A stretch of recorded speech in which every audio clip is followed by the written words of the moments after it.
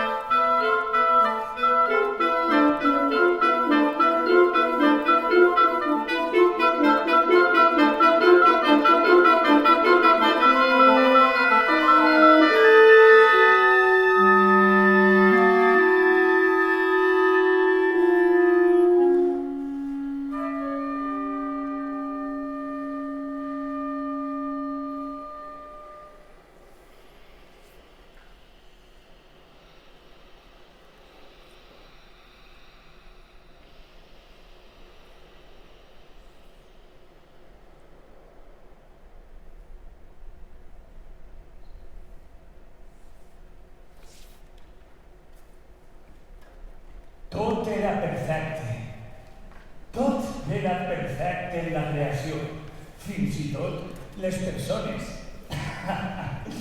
Però el nostre Rino sabia que ell no, ell era diferent, que no es trobava allí l'espill. Rino! Rino! Rino! Cadascú és distint. Rino! Rino no es va rendir i va voler sobrepassar els propis límits de la creació, de manera que pegà un bot ben gran i es posà en el quartell central. Allò era tan gran, allò era tan nou, era com una primavera infinita, com una adolescència exacta que mai li arraparia la pell. Rino se n'anà a veure les altes torres del quartell central i allí fou coneixedor de la justícia, de la saviesa, de la templança i es quedava bocabadat.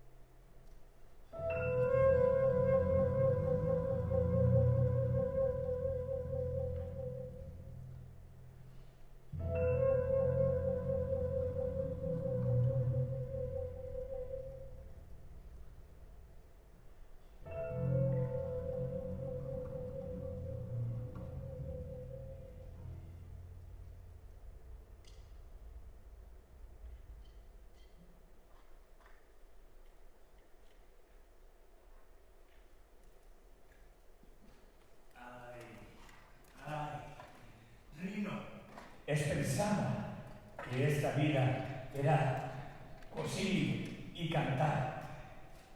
I una nit va trobar la criatura perfecta que li poguera acompanyar als abismes dels inferns. Rino, Rino, per què te'n vas del paradís? Rino, les altes torres t'han vigilat i ara no sabies que després de la primavera vindria l'estiu, que després de l'estiu vindria la tardor i en acabant vindria l'hivern. Rino,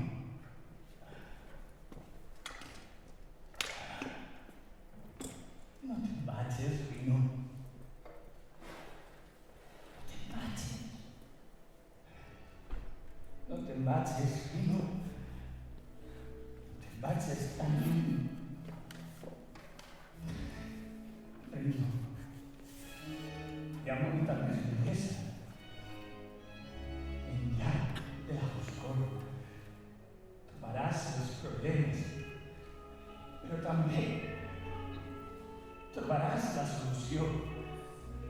No necessàriament haurà de ser en l'infern, perquè també per a la malvesa i per als problemes també hi ha dolores.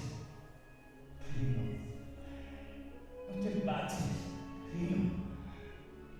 Rino, Rino, no te'n vagis, no te'n vagis.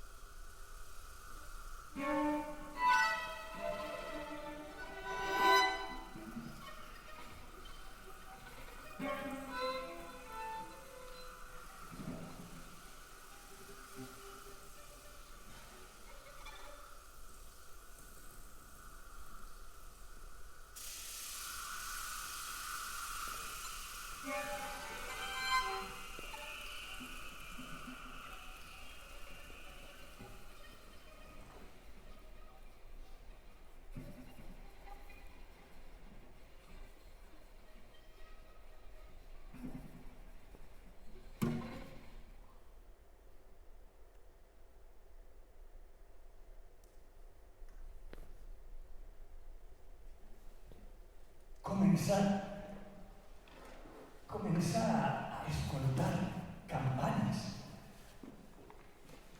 com unes campanes que venien de lluny. Un cavall, d'una patada, el feu fora de l'infern. Ni els dimonis el volien. Vino! S'ha alçat l'ànim. Ves, busca les altres torres. Ves allí, les coneixeràs. Seran molt més familiars. No seran unes desconegudes. Seran la saviesa, seran la temprança, seran la justícia, la mesura. Rino, busca el quartell central. Ja sona. Ding-dong, Rino, ding-dong, Rino, dong-dong, ding, Rino, ding.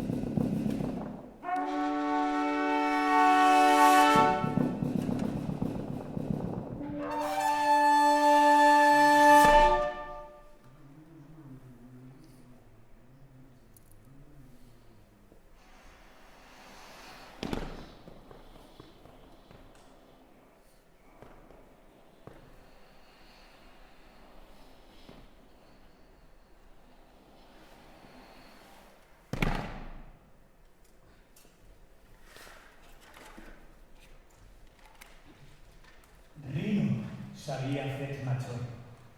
D'això no cabia cap dubte. Rino, un dia, decidí buscar el camí i tornar al paradís. Allà on fores feliç, diuen, no has de tornar. Però Rino havia decidit una altra cosa i tocar les portes. Rino! Rino! Rino! Rino! Rino havia completat el cercle. Rino havia eixit del paradís i havia renunciat a la perfecció de la creació. Ja sabia que mai no tornaria a veure's en l'espírit, però s'havia fet major, li donava igual, deixar enrere les altes torres del coneixement i ple de saviesa, en plenitud, pegar un bot i entrar de nou al paradís.